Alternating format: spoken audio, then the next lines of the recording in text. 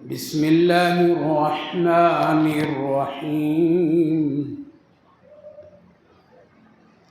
قاف والقرآن المجید بل عجبوا ان جاءهم منذر منهم فقال الكافرون هذا شيء عجيب أإذا متنا وكنا ترابا ذلك رجع بعيد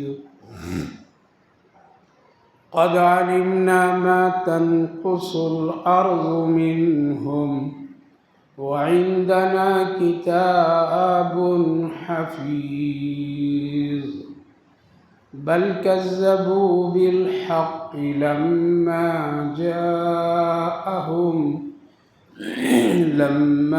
جاءهم فهم في أمر مريج صدق الله العظيم. قاف والقرآن المجید، قسم ہے قاف، قرآن کریم بہت برگزیدہ اور شان والا ہے. بل عجبوا ان جاءهم منذر منهم، بلکہ کافر لوگ تعجب کرنے لگے اس وقت جب آیا ان لوگوں کے پاس ڈرانے والا انہی میں سے. فقال الکافرون ھذا شیء عجیب، کافر لوگ کہنے لگے یہ بات تو بڑی عجیب ہے. کیا بات؟ اذا متنا وکنا ترابا، یہ کہ ہم مر کر مٹی ہو جائیں گے. ذالک رجع بعید، تو پھر زندہ ہو کر کے لوٹنا یہ بڑی دور کی بات ہے. قد علمنا ما تنقص الارض منهم، بالتحقیق کہ ہم کو معلوم ہے کہ ان لوگوں میں سے کس کو زمین کتنا گھٹائے گی. وعندنا کتاب حفیظ، اور ہمارے پاس کتاب میں سب کچھ محفوظ ہے. بھائی اور بزرگوں، اس سے پہلی والی مجلس میں سورۃ الحجرات مکمل ہوئی تھی، اور آخری آیت میں اللہ نے فرمایا زمین و آسمان کی غیب کی باتیں ساری کی ساری اللہ ہی کو معلوم ہے، اللہ کے سوا کسی کو معلوم نہیں ہے، اور وہ بندوں کے حال احوال کیے ہوئے کاموں سے خوب واقف ہے، اور ہر چیز کو وہ دیکھتا ہے، دیکھ رہا ہے. اس وقت جس صورت پاک کی تلاوت کیا ہوں، اس صورت کا نام قاف ہے. مکۃ المکرمہ میں نازل ہوئی ہے یہ صورت. اس میں 45 آیات ہے اور 3 رکوع ہیں. اس صورت پاک میں زیادہ تر اللہ تعالیٰ نے آخرت کی طرف لوگوں کو متوجہ کیا ہے، اور کچھ ایسی باتیں جو کفار و مشرکین آخرت کے سلسلے میں بہت شدت کے ساتھ انکار کرتے تھے، ان باتوں کو اللہ رب العالمین نے اس صورت پاک میں بہت ہی تاکید اور بڑی اہمیت اور مدلل انداز میں اس کا ذکر فرمایا ہے، اور آخرت کی زندگی اور وہاں کی حال اور احوال کو ثابت کیا ہے کہ یہ آخرت بالکل برحق ہے، اور آخرت کی طرف سب کو لوٹ کر کے آنا ہے. اور ساتھ ساتھ اللہ تعالیٰ نے جہنم کی حالات اور اس کی پوری کیفیت کو اس صورت پاک میں بیان فرمایا ہے. تو گویا کہ زیادہ تر مضامین اس صورت پاک میں اللہ نے آخرت کی طرف اور آخرت کے حالات و معاملات کی طرف توجہ دلانے کے لیے ذکر فرمایا ہے. چونکہ آخرت ایک ایسی چیز ہے کہ دنیا کے بڑے بڑے قانونوں اور مضبوط ترین اور مضبوط لوگوں کے بنائے ہوئے قانونوں سے جو کچھ کام نہیں ہو سکتا ہے وہ آخرت کی فکر سے وہ ہو جاتا ہے۔ یعنی اگر ایک آدمی گناہ، جرم، قتل، غارت، چوری، ڈاکہ زنی اپنی طاقت کے ساتھ یہ کہہ کر کے کرتا ہے کہ ہم کو دنیا کی کوئی قانون کچھ بھی نہیں کر سکتا، دنیا کے بڑے سے بڑے آدمی بھی مجھے کچھ بگاڑ نہیں سکتا ہے، کوئی میرے لیے کچھ بھی ذرہ برابر مجھے کوئی سزا اور کوئی پکڑ نہیں سکتا، جبکہ اس کے سامنے قید خانہ بھی ہے، پولیس اسٹیشن بھی ہے، اس کے سامنے فوجی طاقتیں ہیں، اس کے سامنے بہت سارے سزاؤں کے قانون اور ضابطے ہیں، اس کے باوجود بھی ایک انسان ڈرتا نہیں۔ لیکن جس کے دل میں آخرت کی فکر آ جاتی ہے تو ساری طاقتوں کے باوجود وہ کام نہیں کرتا ہے، وہ جرم نہیں کرتا ہے، وہ چوری نہیں کرتا ہے، وہ ڈاکہ زنی نہیں کرتا، وہ کسی کو ستاتا نہیں، کسی سے کوئی زیادتی نہیں کرتا ہے۔ کیوں؟ صرف یہ سمجھتا ہے مجھے مرنا ہے اور مرنے کے بعد پھر دوبارہ زندہ ہونا ہے اور اللہ کے سامنے جواب دینا ہے، یہ ہے آخرت۔ یہ چیز اگر کسی کو پیدا اس کے دل و دماغ میں اور عقیدے میں آ جائے تو تنہائی میں بھی وہ گناہ نہیں کر سکتا ہے، اور اگر یہ عقیدہ اور یہ خیال دلوں میں نہ ہو تو اس کے سامنے قانون کہ کتنے بھی سزائیں رکھ دیجیے وہ کرتا رہے گا۔ تو اللہ رب العالمین نے آخرت پر زیادہ توجہ دیا ہے، اس لیے بنیادی طور پر ایک انسان کو اور ایک ایمان والے کے لیے خاص کر تین چیزوں پر ایمان لانا نہایت ہی ضروری ہے، باقی چیزیں اس کے بعد۔ ایک ہے اللہ پر ایمان لانا کہ اس کے سوا کوئی نہیں، دوسرا کہ حضرت محمد صلی اللہ علیہ وسلم یہ اللہ کے رسول اور نبی اور آخری نبی، اور تیسرا آخرت، جس کو قرآن کریم کی پہلی سورت یعنی سورہ بقرہ جو سب سے بڑی سورت ہے اس میں اللہ نے فرمایا وَبِالْآخِرَةِ هُمْ يُوقِنُونَ، یعنی جس کے عقیدے میں یقین میں آخرت آ جائے تو اولئک هم المفلحون، اولئک هم المفلحون، اللہ وہ تو آدمی پھر کامیاب ہے، اس سے گناہ نہیں ہو سکتا ہے۔ ہمارے بزرگوں نے ایک قصہ ایک شخص کا اور ایک شخص کے حالات کا ذکر کیا، ایک ملک کے، ملک کا نام تو یاد نہیں رہا مجھے، لیکن وہ واقعہ اور اس کے پورے پس منظر ذہنوں میں آج بھی ہے کہ وہ شخص بڑی طاقتور، جو کہتے ہیں نا کہ کہیں کا دادا لوگ بن جاتے ہیں، دادا گیری کرتے ہیں اور ہی بن کر کے وہ لوگوں پر ایک بڑی طاقتور اپنے آپ کو ذہنوں میں بیٹھا دیتے ہیں، ایسا ہی وہ شخص تھا اپنے علاقے کے سب سے بڑا دادا گیر، سینکڑوں آدمیوں سے پیسے لیا، حکم کیا، لوگ پہنچا دیے، کہا تو فوراً دے دیے، جس کی تعداد ہزاروں کی بنتی تھی، اس کو نہ کوئی قانون، نہ پولیس اسٹیشن، نہ قید خانہ، نہ فوجی طاقت، نہ بڑے بڑے عہدے، اور نہ کوئی اس کو کوئی بھی روک نہیں سکا، اور کوئی بھی اس کو روکنے کی ہمت بھی نہیں کرتا تھا، وہ نیڈر ہو کر کے یہ کام کرتا تھا۔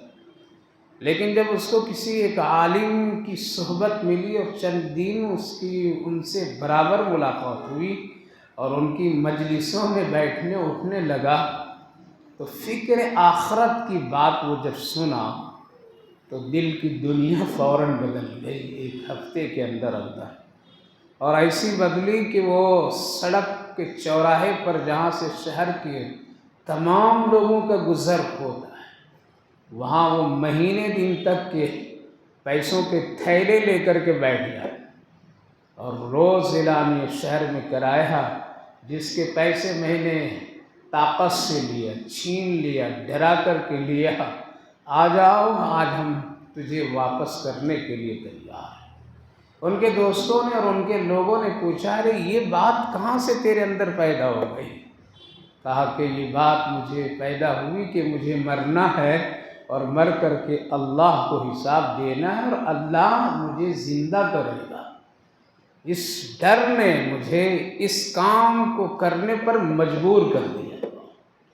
آج جو لوگ گناہ کو بڑی ہمت اور شوق سے کرتے ہیں، ہے مسلمان لیکن فکر آخرت اس کے دل میں نہیں، اسی لیے جب جو چاہتے ہیں کرتے رہتے ہیں، سوچتے ہیں کون دیکھنے والا ہے، کون مجھے پکڑنے والا ہے، کون مجھ سے سوال کرنے والا ہے، کون مجھ سے حساب لینے والا ہے، کون مجھے روک ٹوک کرنے والا ہے۔ اللہ نے دنیا میں روک ٹوک نہیں کرتا ہے، اس کے لیے ایک جگہ مقرر کیا ہے، وہ ہے آخرت۔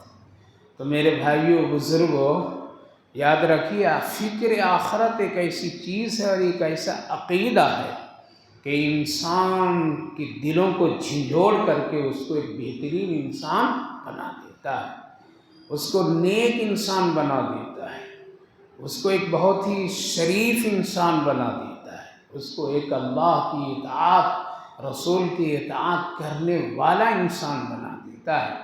اس لیے آخرت کے مرحلے میں 3 چیزیں سامنے آتی، ایک موت، ایک قبر، ایک حشر، باقی پھر آگے کے حساب و کتاب۔ لیکن 1-2 چیزیں ہمارے اور آپ کے سامنے دنیا میں نظر آتی، ایک مرنا اور ایک قبر۔ یہ 2 چیزیں ایسی ہے کہ اللہ نے اس کو دنیائی میں رکھا، باقی حشر میں اور حساب و کتاب، اللہ کی عدالت، یہ آخرت کے معاملہ ہے جو بہت سخت ہے۔ لہذا موت آسان ہوئی تو قبر آسان ہے، قبر آسان ہے تو پھر آخرت میدان محشر کا آسانی ہے۔ اگر میدان محشر میں آسانیاں مل گئی تو سمجھ لیجئے عدالت میزان میں یعنی حساب و کتاب میں بھی آسانیاں ہے۔ لہذا اسی لیے اللہ نے ان 2 چیزوں کو اس دنیا میں رکھا کہ دیکھو مرنے والا کیسا مر رہا ہے، مرنے والے کی کیا کیفیت ہے۔ اور کبھی کبھی تو اللہ رب العالمین قبر کے حال اور احوال کو بھی اللہ بتا دیتا ہے، سنا دیتا ہے، خبریں دلا دیتا ہے۔ تو یہ 2 چیزیں دنیا میں ہیں، ہم اور آپ اس کو خوب اچھی طرح سے آخرت سمجھنے کے لیے سمجھ سکتے ہیں۔ کتابیں پڑھنے کی بھی ضرورت نہیں، کسی عالم کی بات سننے کی بھی ضرورت نہیں، آخرت کو سمجھنے کے لیے کسی جنازے کے پیچھے چل کر کے دیکھیے، آخرت سمجھ میں آ جائے گی۔ آخر کیا ہو گیا اس کو کہ سارا دھن دولت، محل محلات، گھر بار، سواریاں سب چھوڑ کر کے کیوں چلا جا رہا ہے؟ یہی تو آخرت کی فکر ہے۔ تو کسی جنازے کے ساتھ قبرستان تک پہنچ جائیے تو وہاں اور نظر آئیں گے، یہ بڑے صاحب تھے، یہ چودھری صاحب تھے، یہ سیٹھ جی تھے، یہ لائر صاحب تھے، یہ پروفیسر تھے، یہ ڈاکٹر تھے، یہ حکومت کا بڑا جج تھا، یہ فلاں تھا، یہ بڑے عالم تھے، یہ بڑے مفتی تھے، یہ بڑے دیندار تھے۔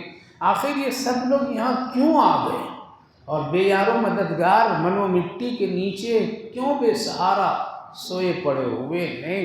اندر کا کیا حال وہ اللہ ہی کو معلوم۔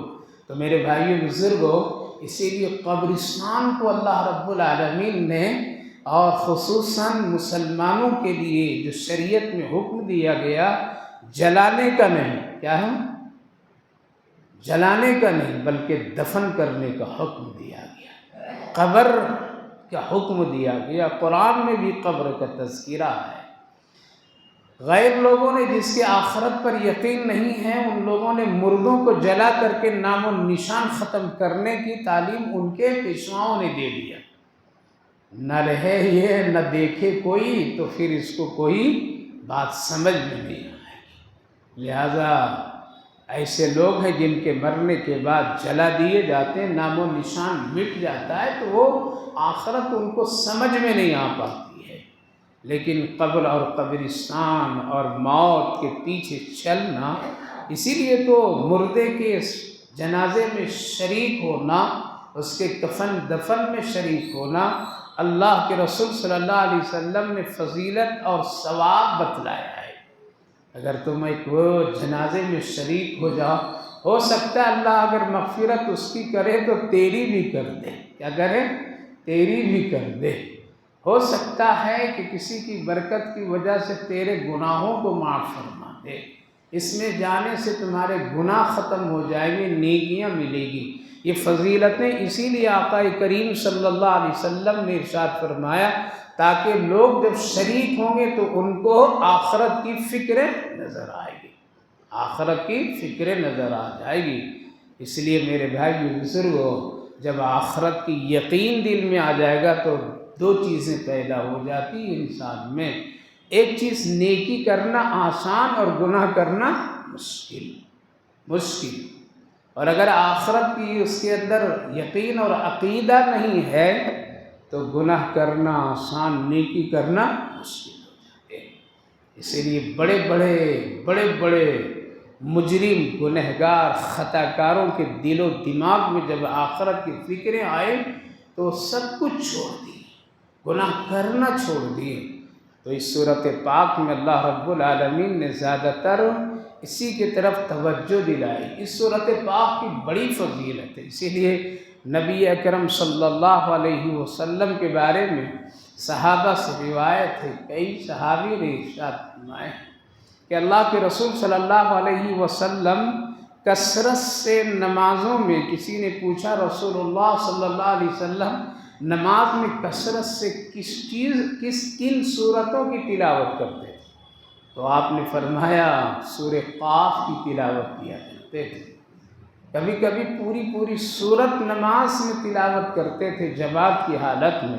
صحابہ فرماتے ہیں اتنی بڑی سورت کی تلاوت رسول اللہ کرتے تھے لیکن نماز ہلکی لگتی تھی۔ کیوں؟ وہ سمجھتے تھے، ان کو مزہ آتا تھا، لطف آتا تھا، تو ان کو سخت اور پریشانیاں نہیں ہوتی تھی۔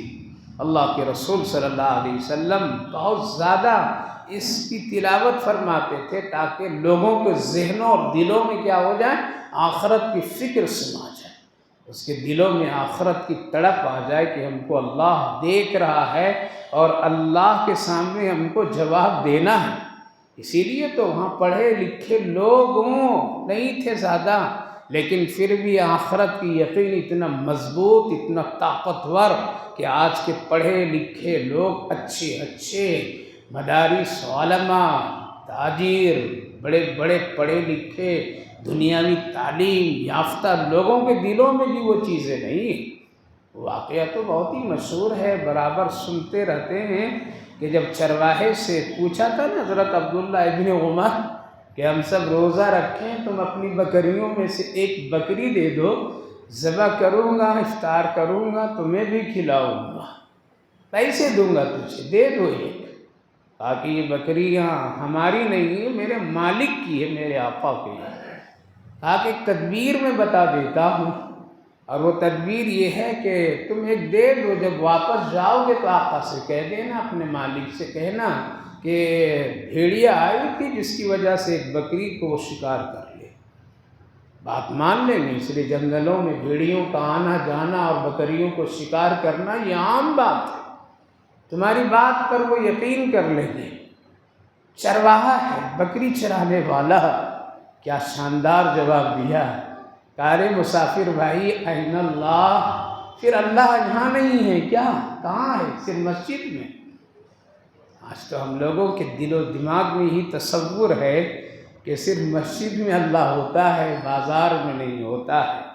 اللہ صرف مسجد میں نکاح کے وقت میں ہم کو دیکھتا ہے، شادی کے محل میں رنگریلیوں کرنے میں اللہ نہیں دیکھتا ہے۔ اللہ تعالیٰ ہماری گناہوں کو نہیں دیکھتا، حساب نہیں دے گا۔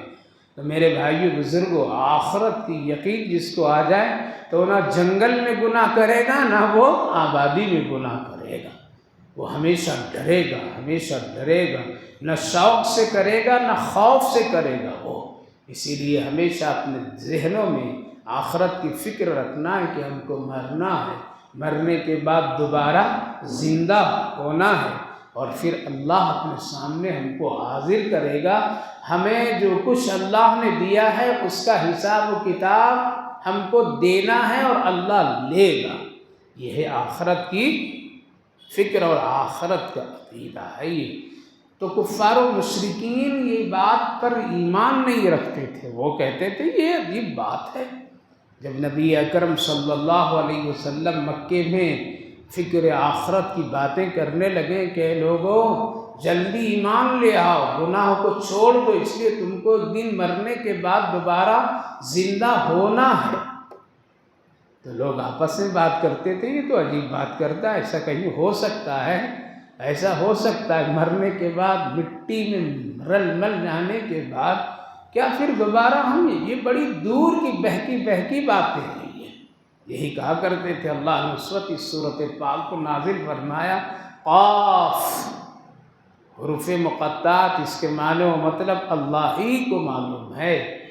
قسم ہے قاف کی. قرآن بہت ہی برگزیدہ کتاب، بڑی شان والی کتاب ہے.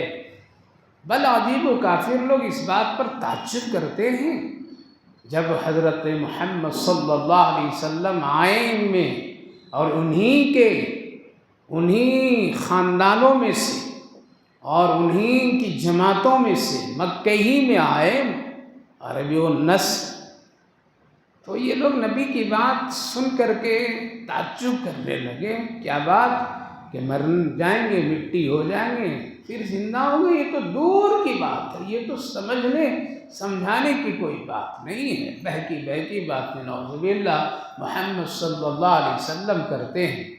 اور لوگ طرح طرح کے سوالات کرنے لگے. جب یہ سورۃ پاک کا نزول ہوا اور اس طرح اللہ کے رسول ان آیات مبارکہ کو سنانے لگے تو عجیب و غریب حالات بنائے. کوئی قبر سے کچھ لاتا تھا، کوئی ہڈیاں لاتا تھا، دکھاتا تھا. کیا اس کو زندہ کر دے گا اللہ؟ کیا اس کو زندہ کر دے گا اللہ؟ کیا اس کو ایسا کر دے گا تیرا خدا؟ بہت طرح طرح کی سوالات. کوئی کھوپڑی لایا، کوئی ہاتھ لایا، کوئی دانت لایا، کوئی کچھ لایا، کوئی کچھ لا کر کے نبی کو طنز کیا کرتے تھے.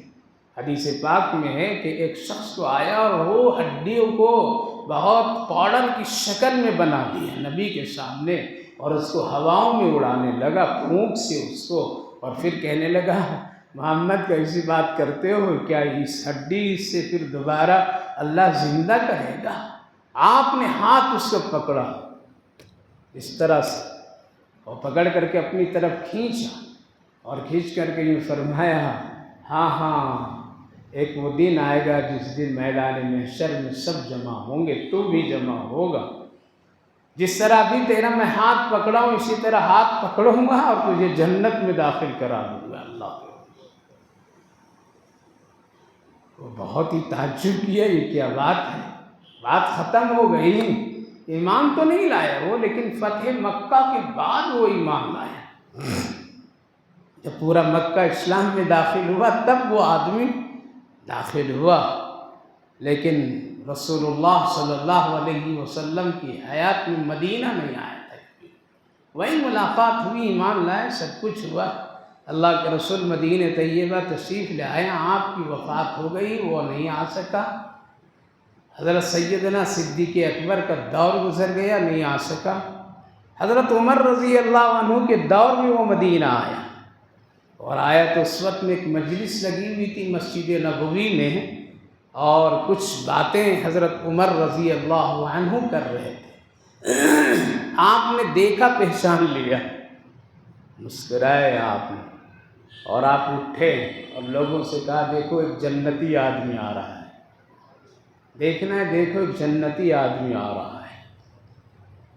لوگ کہنے لگے یہ امیر المومنین کو حق کہاں سے پہنچ گیا کہ کسی کو جنتی کہہ دے؟ یہ تو حق اللہ کے رسول صلی اللہ علیہ وسلم کا تھا. آپ جس کے بارے میں بھی فرما دیتے تھے تو وہاں تو بات صحیح حق، لیکن امیر المومنین کو یہ حق کیسے؟ اور آپ کھڑے ہوئے اور آگے بڑھے، وہ آیا اور آپ ہاتھ پکڑے اور پکڑ کر کے آپ ممبر کے سامنے لائے. کہا کہ لوگوں دیکھو یہ جنتی آدمی ہے. اب لوگوں نے پوچھا کیسے ہی جنتی آدمی؟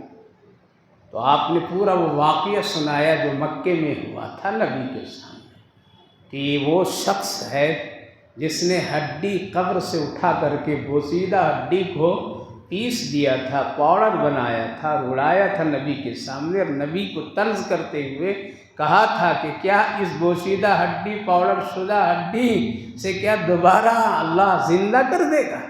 کیا بات کر رہے محمد؟ اس وقت اللہ کے رسول اسی طرح ہاتھ اس کا پکڑ لیے تھے جس طرح ابھی میں پکڑا ہوں، اور آپ نے فرمایا تھا ہاں ایک دن آئے گا جب میدان محشر میں سارے لوگ جمع ہوں گے، تو بھی جمع ہوگا، تجھ کو بھی اللہ زندہ کرے گا، اس وقت میں تیرا ہاتھ پکڑوں گا اور ساری سرگ جنت میں داخل کر دوں گا۔ اللہ کے رسول نے فرمایا، اللہ کے رسول کی بات بڑی سچی ہے، کبھی غلط نہیں ہو سکتی ہے، تو آپ نے اس وقت فرمایا تھا ہمارا یقین ہے کہ اب یہ جنتی ہے، اس لیے نبی نے بشارت دے دی اور یہ زندہ ہوگا، اب اس کا عقیدہ اور یقین ہے جس طرح ہم لوگوں کا ہے، لہذا اس لیے میں نے کہا کہ یہ شخص جنتی ہے، اس لیے رسول اللہ کی بشارت اس کے حق میں پہلے ہی مل گئی ہے۔ تو میرے بھائی بزرگوں، آج بھی بہت سارے مسلمان کچے ایمان والے ہیں، وہ کہتے ہیں بھائی قبر میں دیکھ لیں گے جو ہوگا ہوگا، یہاں کچھ نہیں کروں گا۔ کون دیکھا ہے قبر؟ یہ مولویوں کے قصے کہانی ہے، وقت پاس کرنے کے لیے یہ لوگ بولتے رہتے ہیں، ان کا کام ہی یہی ہے، چل اپنی مرضی سے زندگی گزار، اگر مر ہی جائیں گے تو دیکھ لیں گے، وہاں دیکھ لیں گے کیسے زندہ ہوں گے، کیا ہوگا۔ ایسا بولنے والا بعض علماء کرام فرمائے اس کے دل میں ایمان نہیں ہے، اس لیے ایمان کے لیے آخرت پر ایمان لانا ضروری ہے۔ وَبِالْآخِرَةِ هُمْ يُوقِنُونَ، جہاں اللہ نے فرمایا الَّذِينَ يُؤْمِنُونَ بِالْغَيْبِ وَيُقِيمُونَ الصَّلَاةَ، وہاں جہاں ایمان کی تفصیلات اللہ نے بتائے ان میں وَبِالْآخِرَةِ هُمْ يُوقِنُونَ فرمایا ہے۔ تو میرے بھائی بزرگوں، یہ ذہن میں رکھیے، عقیدے میں رکھیے، فکروں میں رکھیے کہ آخرت ہے، مرنا ہے، قبر ہے، حشر ہے، جمع ہونا ہے، حساب دینا ہے، جنت اور جہنم ہے، پل صراط ہے، یہ سب برحق ہے۔ تو اللہ تعالیٰ نے فرمایا قد علمنا ما تنقص الارض منہم، ہمیں معلوم ہے قبر کی مٹی کس کو کتنا کھائے گی، کس کو کتنا کھائے گی، کتنا گھٹائے گی۔ یعنی اللہ تعالیٰ نے یہ بتلایا کہ بہت سارے ایسے لوگ ہیں جن کو قبر کی مٹی بالکل چھوتی بھی نہیں ہے، اور کتنے ایسے لوگ ہیں کہ قبر کی مٹی کیا ہوتی ہے، پوری کی پوری اس کو کیڑے مکوڑے مل کر کے کھا جاتے ہیں، پورا جسم اس کا ختم کر دیتے ہیں۔ تنقص الارض، زمین اس کو پوری کے پوری گھٹا دیتی، ختم کر دیتے، نام و نشان اللہ کو معلوم ہے، اور اس کے بارے میں پوری بات اللہ نے کتاب میں محفوظ کر دی ہے، یعنی لکھ دیا ہے کس کے لیے کیا ہوگا، قبر میں کیا شکلیں بنے گی۔ اب سوال یہ پیدا ہوتا ہے جب پوری شکل و صورت جسم کو اللہ مٹی کے ذریعے سے ختم کر دے گا، جیسا کہ محققین، مفسرین اور محدثین نے ذکر کیا ہے کہ قبر 3 دن کے بعد مردے کا کام ہونا شروع ہو جاتا ہے، یعنی قبر کے کیڑے اس کو کھانا شروع کر دیتے ہیں، اور سب سے پہلے اس کے ناک کو کھاتے ہیں کیڑے، کہتے ہیں ناک کٹ گیا، میرے ناک کٹ جائے، یہ تکبر کی ایک علامت جس کی وجہ سے کیا ہے، بڑے بڑے گناہ کرتے ہیں۔ اگر ہم ایسا نہیں کریں گے، ایسی دعوت نہیں کریں گے، ایسا وہ نہیں کریں گے، ایسے رسومات نہیں کریں گے، اس طرح کی ہم ادائیں نہیں کریں گے، تو ہماری ناک خاندان میں کیا ہوگی، کٹ جائے گی، یہ تو کہتے ہیں۔ لہذا کیڑا یہاں سے شروع کرتا، پہلے ناک، پھر چہرہ، شرمگاہ، پھر پیٹ، ایک طرف، پھر ہر ایک کیڑے اپنی اپنی جگہ کو تقسیم کر کے چند دنوں میں اس کو پورے ختم کر دیتے ہیں، اسی لیے 3 دن تک کیڑے مکوڑے کسی کے جسم میں نہیں لگتے۔ اسی لیے فرمایا گیا کہ اگر کسی کا جنازہ نہیں پڑھا گیا ہے تو 3 دن تک کے حق ہے کہ وہ نماز جنازہ پڑھ سکتا ہے، اس کی 2 شکلیں، چاہے قبر سے نکال کر کے، چاہے اسی قبر پر۔ اسی لیے تو جنازے کی نماز میں رکوع سجدہ نہیں رکھا گیا ہے۔ تو میرے بھائیو بزرگوں یہ برحق ہے، زمین کھا جاتی ہے جسم کو، سوال یہ پیدا پھر زندہ کیسے؟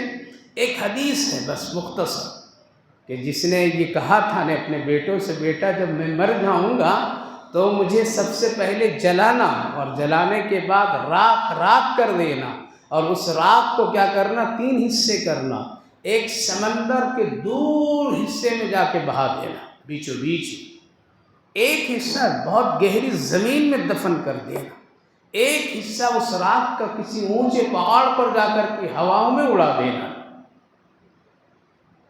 تاکہ میں زندہ نہیں ہو سکوں اور مجھے اس سے اللہ سوال حساب نہ لے۔ لوگوں نے نصیحت کے مطابق کر دیے، صحیح حدیث پاک میں کہ اللہ رب العالمین نے کیا کیا؟ حکم دیا پانی اس کے ہے ذرات کو جمع کر، مٹی اس کے ذرات کو نکال، ہوا اس کے ذرات کو جمع کر دے، سارا کچھ آ کر کے تیار ہو گیا، اور اللہ کے حکم سے پھر کیا ہو گیا؟ وہ انسان تیار ہے۔ اللہ نے پوچھا ایسا کیوں کیا؟ کیوں کیا انسان؟ کہا کہ اللہ مجھے ڈر تھا کہ میں بڑا گنہگار تھا، زندہ ہوتا تو پھر مجھے کیا جواب دینے کا تھا، آپ سے ڈر تھا، اسی لیے ڈر کی وجہ سے میں نے یہ کام کیا کہ شاید اس طرح کروں گا تو زندہ نہیں ہو سکوں گا۔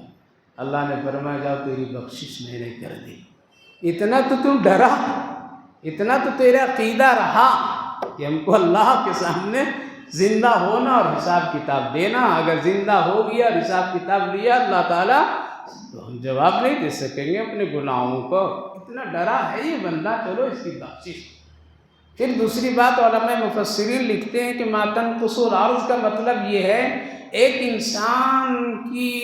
انسان کے جسم میں مٹی الگ الگ جگہوں کی لگی ہوئی، اور جہاں کی جو مٹی لگی ہوئی وہیں اس کی میت پہنچتی ہے، اور وہیں اس کو دفن کیا جاتا ہے، یا پھر جسم کے حصے کو وہیں جمع کر دیا جاتا ہے۔ ما تنقص الارض منہ وعندنا کتاب حفیظ، اور ساری باتیں کتابوں نام اعمال میں محفوظ ہے، قرآن میں بھی اس کے بارے میں حالات میں محفوظ ہے۔ بل کذبوا بالحق لما جاءهم فهم في امر مریض، بلکہ لوگوں نے جھٹلایا جب حق آیا، فهم في امر مریض۔ تو میرے بھائی بزرگوں خلاصہ یہ ہے کہ آخرت پر یقین رکھیے، گناہ سے بچ جائیں گے، نیکی کرنا آسان ہو جائے گا، اور جو گناہ سے بچتا ہے نیکی کرتا ہے تو اس کا آخرت بہت آسان ہوتا ہے، جنت کے راستے اس کے آسان ہو جاتے ہیں۔ اس لیے اس کو کبھی بھی اپنے ذہن و دل و دماغ سے نکالیے نہیں، بلکہ ہمیشہ رکھیے، اور یہی عقیدہ ہے مسلمانوں کا، مرنے کے بعد دوبارہ اللہ زندہ کرے گا ہر ایک کو، اور میدان محشر میں سب کو کھڑا کر کے اس کے حالات کے مطابق حساب و کتاب ہوں گے، پھر فیصلے ہوں گے۔ باقی باتیں انشاءاللہ اگلی تفسیر میں۔ اللہم صلی